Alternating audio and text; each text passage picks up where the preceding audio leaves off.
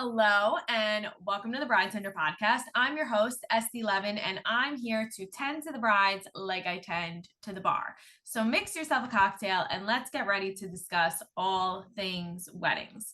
So I'm here today with Angela from Angela's Fantasy Creations, and we're Hello. going to talk about like all things like glammed and blinged out for your big day. So first of all, Angela, I want to thank you so much for coming on today. Thank you. Thank you for having me. So I am like dying to hear about how you kind of got into this. Like, I feel like when it comes to the wedding world, like we all have an interesting story. And I always like joke around that like the wedding world is like the mafia. Like once you're in, you can never get out. Right? Yes. Well, I started off and I feel like this is kind of the story for a lot of people. I started off with my own wedding. Yeah. When I was looking for things for my own wedding, I couldn't quite find exactly what I wanted. And I loved bling. I just loved sparkly things always. So I literally used to just, bling wasn't as available 18 years ago when I was getting married. So I used to get jewelry, break things apart, and glue them on to like different things. And when I needed things for my own wedding, this is kind of like how I did it. And then then it started to grow and people started to see my stuff with social media. Stuff got it out there more and more, and then bling actually started to become a thing, and I was able to buy a lot of the things that I was picking apart and putting together. Now I could just go and buy the raw material and then create. So that's kind of how I started. I think that that must be so fun because you get to kind of you were creative for your own wedding, but now you're able to do it for pretty much anybody who's like looking to kind of make their wedding a little bit more unique than just like typically like flowers or candles. We can add in some other factors to that. Yeah, absolutely. And now more so like on a whole different level, because now I have access to a lot more supplies and I can get more creative, as opposed to when I was doing my own stuff for my own wedding. It was just kind of like what I could find, and like I said, literally breaking jewelry apart. And also, I mean, from what it looks like you kind of travel a lot to do this. Like you've made a name where I know you're based out of California, I'm based out of New York, but that you've traveled like throughout the country to like bring items and set up and everything for different clients. Yeah, actually, it's really been interesting because I never thought that I could get to this level. I never even imagined bling becoming as big as it has, and I'm talking about where I'm putting crystals on like major structures now, right? It's not just clothing, it's not little accessories. Now it's becoming like I've created a crystallized, full blown, motorized, crystallized carousel, or the stage God, that I just recently, yeah, it was like an actual spinning carousel at the that's cool. Legacy Castle, mind you. Like I just had a wedding Yeah, there, it's right and I by me. created this, Yeah. yeah, and that big stage and the Cinderella carriage. So now it's like big items like that, and it's funny because yeah, like I never thought that clients would actually, number one, want something like this. Number two, be willing to pay to fly me out and have this stuff like literally built here in California and then shipped all the way to the East Coast. And it's funny because I was just talking to another client. I might actually be coming out there this month again. Maybe we can actually meet in Yay. person Yes. this time. Yeah, but this is just all coming about right now also for another major piece that I didn't like expect. So yeah, it's definitely happening where I'm traveling now. So, I'm Jewish, so like I was told I have to ask the question, like, have you ever done a crystallized chuppah? I have not. I'm like hoping that I can do that. I have done I don't want to butcher the name because I'm so bad with names. Anybody that knows me knows I butcher names all the time. The candelabra that's used during Hanukkah, Oh, I've like a crystallized. menorah. Yes, menorah. I That's have cool. crystallized one of those. Yeah. Yeah. That's as far as Jewish as I have gone, but yes, I Well, have now done that. now we're I like hope we're so. we're pimping you out now for the Jewish weddings. Like we got to have somebody do a crystallized chuppah because I think that would I be would love it. next level. Listen, I have so many ideas. It's just like, I sit here and this is part of my name, right? Fantasy, Angel's Fantasy Creations, where I fantasize about things. And I have so many ideas, but like really, you have to have a proper client with a proper budget for certain things on that level. So if that was to ever happen, I have ideas. That would be amazing. I realize this question's probably like very loaded, but what kind of budgets should people like kind of think of for something like this if they want like centerpieces and backdrops and things like that? Like where should the budget kind of start for that? Well, it depends, right? So I've made it a point in my business where I've recognized that what I do is not a necessity for a wedding, right? I'm really strictly luxury because they can Yeah. do without my items. So I've always been like, I'm willing to try to work with your budget, but it's got to be like realistic, right? So I do not give discounts where I'm like, okay, so like this costs this much, so let me discount it down to what you want to pay. I will alter because I have that ability, right? Because I can change up the design, make it maybe a little bit smaller or bigger or whatnot. But when it comes to this type of caliber, like for example, I'm going to be just really honest. The stage that I did with traveling, that stage alone was $40,000 without shipping or anything like that, right?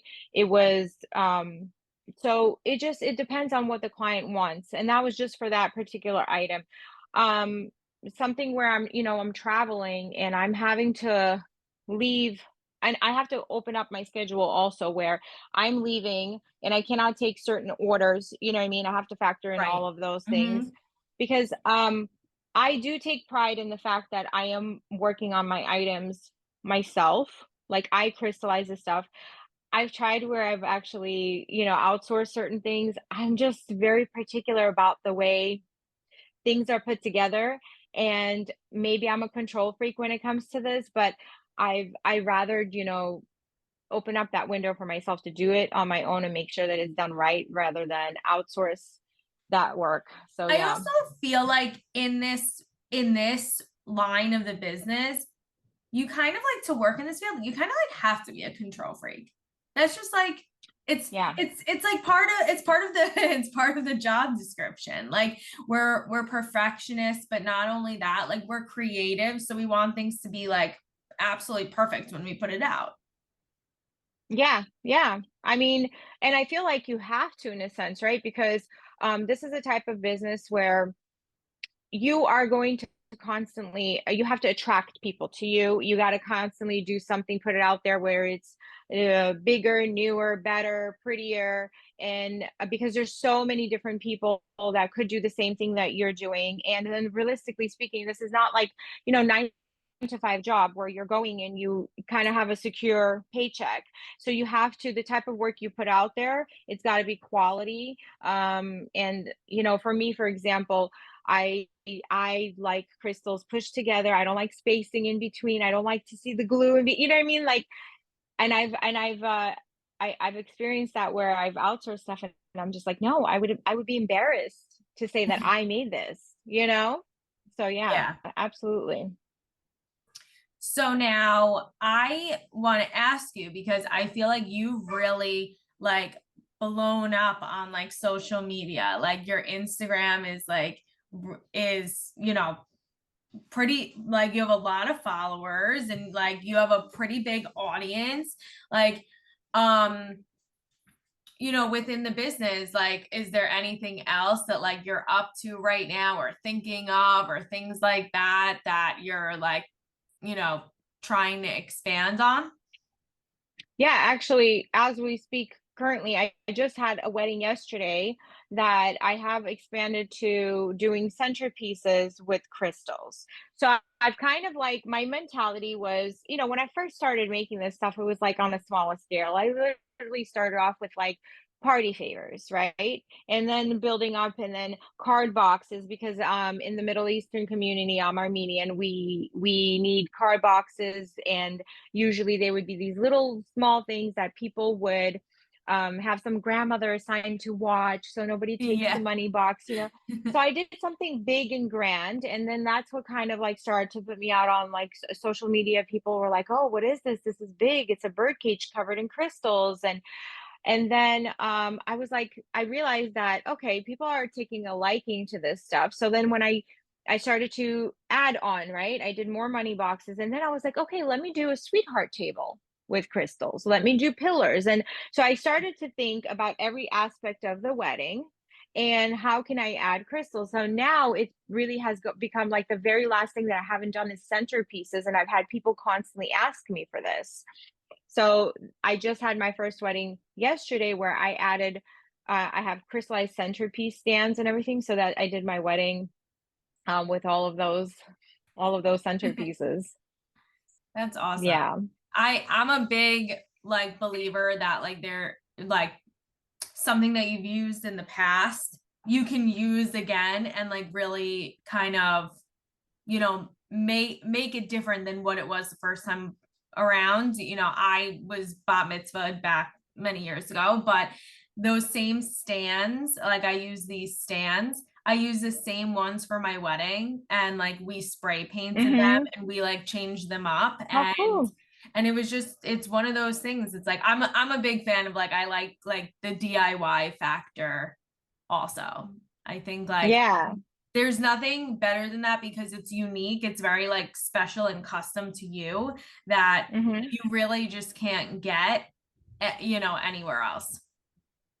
Yeah, absolutely. I agree with that. I do agree. And I love that actually, being able to, use something that you used as a child and then onto your wedding. I love that sentimental part of it. So first I have like a business question for you, but then I Hmm. have like a wedding question for you. So Okay. the first one is, what advice do you have for anyone kind of like looking to start their own business or like break into kind of doing something, especially within the wedding world? Like, what advice would you have for them? The one thing that I gave, I was true to myself, and I said that this is, I'm going to stay true to myself and make sure that I always said, I'm going to do something that's going to be different. I'm going to try to outdo myself. I'm not ever in the mindset of I want to compete with anybody. I want to, like, if I made something, I'm going to think about how can I do what I just did? Like, how can I outdo it? And I feel like that's helped me stay focused on me, on growing myself personally. I look at other people's work and I could get inspired by it, just like anybody can look at a building, right? And say, that's beautiful. Like, I would love to build something, or we take certain pieces of things and we're inspired by different things. I think a true artist is inspired by things Yeah. that they may see. And that's kind of like how I look at it. Don't copy somebody, right? And I think that just staying true to yourself and what you like, and continuing to just be in competition with yourself. I love that. I always kind of like abide by that too. Just because I feel like there's so many people out there who like do quote like a similar job or have the same title or something or are a business owner, same, if you're a business owner. But if you're only in competition with yourself, like you can only get better and better. Yeah, I think so. Like, and I feel like this way, letting your personality shine through, because realistically, right, when somebody's hiring you, you can have a great product, but if you have a bad attitude or a bad personality, I feel like, they somebody might not want to work with you. And I feel like with weddings, they're supposed to be, or any event, they're a happy time, right? And you're supposed to create this like fantasy happy world for people. And that's kind of how I try to look at it. And I feel like I've been told by my clients that they see my passion for my work come through, through my videos and showing the step by step. Like, I take pride in all that. And that I feel like has helped me personally to continue to grow. Because realistically speaking, I started off with little accessories, right? And there's a lot of people who make small bling accessories, but and this is not to sit here and toot my own horn, but for a second, I haven't found anybody that has made bling accessories or bling items like on the caliber that I have done. Like I'm talking about like now structurally, right? Like these big pieces, like the Yeah, stage and a carousel and stuff. So yeah, like I take pride in that way. absolutely. And I mean, I haven't seen anybody who's blinged out a carousel. I think that's definitely you're definitely the first on that. Well, the thing is too, I don't just like bling it out. I do also design it and I'm part of the building process too. Like I actually, funny enough, like I know how to, make things structurally. Don't physically do it, but I'm definitely participating in getting the materials, knowing how to like I draw things out and then I go to like I design it in my head, I draw it out, and then we go to work and try and actually build the product. So that part is also like what I do that, and then obviously the bling is the big part of it for me. It's the cherry on top. Yeah, the cherry on top. There you go. So now you got married, you said 18 years ago, and I'm sure obviously like we're past, thank God, knock on wood, we're past like the whole like pandemic rush, craziness, a lot of people having to change dates, things like that. But I think like as a bride, every bride has experienced the same sort of level of stress when it comes to like planning their wedding. So I wanted to Yeah. know from you, like, what advice do you have for couples who are currently, in the beginning or the midst of like planning their wedding day? I would say hire people that you get a good feeling from because the team that you have on your side is the most important. One thing is for sure, I think that like I didn't have a planner. Planners and all of that wasn't really a big thing back then. I think the wedding world in general grew over the years, right? 18 years ago Absolutely. comparing to now. Yeah, now I feel like people completely outdo regular people. Before it was like, oh, you had to be really rich to have like this big fancy wedding, but now everyone's doing it. And having the right team, absolutely. You have to have a good feeling and you have to, I think like the referral part too, just hearing from maybe your girlfriends or friends, friends or family that have used vendors and they actually truly, liked them and they felt like they got the most out of them, and whatever it is that they promised that they're delivering. So having the right team, number one, I feel like is the most important part. I agree with that. As somebody who has been on the vendor side, also on the catering side, but then as of like last year on the bride side, like I think having a team in place that you trust, that you feel good about on your day. I'm like a planner by trade, and everyone was like, "Well, are you using a planner for your day?" And I was like, "No, because I planned my whole day, but I am utilizing all vendors in the industry who I know and who I trust and who I've worked with before." And I felt like on my actual wedding day, I was like calm because of that. I was very Yeah. And I wasn't actually different. Yeah, I wasn't. And so like I always I said like I will never want my bride, whether it's from a big aspect, like if I'm doing something on a higher scale or something as small as like the champagne glasses, for example, I want her to be happy when it comes, to me and what I'm giving her. It was, 100%. I never want anybody, yeah, like to think back and like, oh, I wish I would have changed this, or I wish I would have. We all want to change things, but it's the experience that feeling that you're left with. Yeah. So, Angela, where can everybody go follow you and kind of like see some of your work and like take a peek, get some bling inspiration for their big day? I say the best place is my Instagram, Angela's Fantasy Creations. I share a lot on there. I have so many photos on there, but then also I post stories, a lot of behind the scenes stuff that I do. So that would be the best place to see everything. Perfect. Well, one, I want to thank you so much for coming on today and kind of sharing a little bit with us. And you know, what you do in the business is very, very unique. You know, you have florists, you have decorators, but you really kind of bring both of that together, but also bring out all of the bling, which nobody else can really do. Thank you. um And everybody go follow Angela at Angela's Fantasy Creations on Instagram and check out what she can do for your special day. Angela, thank you so much for joining us. Thank you. I really appreciate you taking time out. I appreciate the interview. Like I really do. So thank you so much for this opportunity. Yeah, absolutely. I'll have to meet you next time you're in the New York, New Jersey area. I know if all of this works out, I'm just trying to work out the logistics part of this right now. And as soon as I basically I'm holding off right now until I figure out the logistics. But if I do, and all the works out, I will let you know, and hopefully we can meet up. That would be great. Absolutely. Well, everybody, until next week, mix yourself a cocktail, slide into my DMs with questions you want answered on all things weddings. Stay sane, stay healthy, and we'll catch you next week. Bye. Thank you. Bye. Thank you. That was great.